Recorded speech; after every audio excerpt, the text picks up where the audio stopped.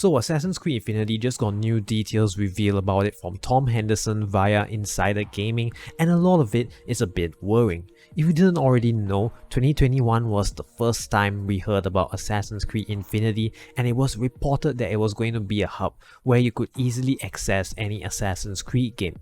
Aside from that, the details have been quite vague as not much has been revealed yet, until now. Now it's been also revealed that players will be able to transition from the hub to their last location in-game, all in the matter of a few seconds. It sounds convenient and it's probably similar to the quick resume feature on Xbox. It also states that Infinity will be a live service offering which is also told via the modern day.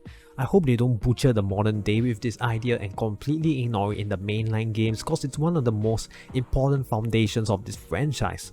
But I have a strong feeling that they might completely separate the modern day from the mainline games, because quite a few people in the mainstream audience absolutely hate the modern day, and Ubisoft wants to cater to as many people as possible. On top of this, Infinity is expected to launch alongside Assassin's Creed Red, which is surprising cause that is this year and I didn't expect it so soon. More was also revealed about the nature of this live service hub. The quote-on-quote exchange will be an item shop available for Assassin's Creed Red regarding the dual protagonists for that game.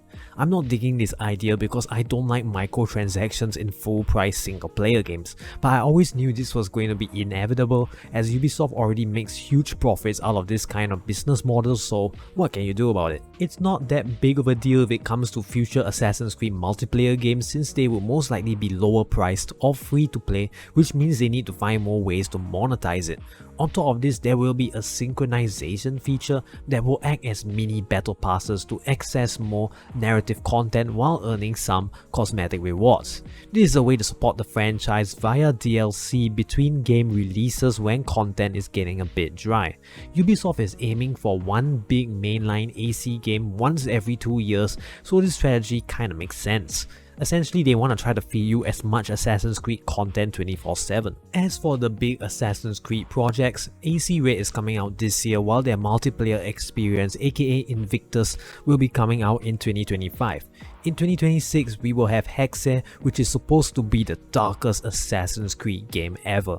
I'm literally shivering from the mere mention of this because of how terrifying Rogue was, so I hope I survive this ordeal.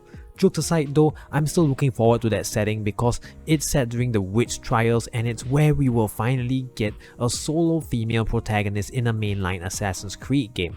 It's great to see this cause it was long overdue. There are also other projects in development like the Black Flag remake that I hope they don't mess up cause that game is still great. Nebula is another project which is probably set in India, the Mediterranean or the Aztec Empire.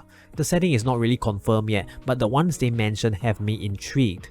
There is also another project called Raid, which is a free-to-play 4v4 PvE, and there's also another multiplayer plan called Echoes.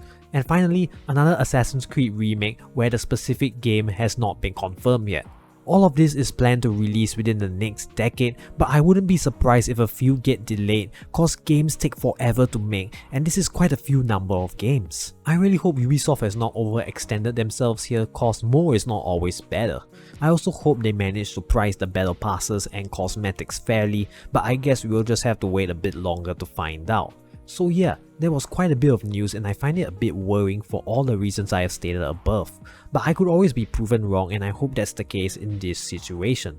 What do you guys make of this? Feel free to share your thoughts in the comments below. And with that being said, this has been 2367 Ruben, signing out.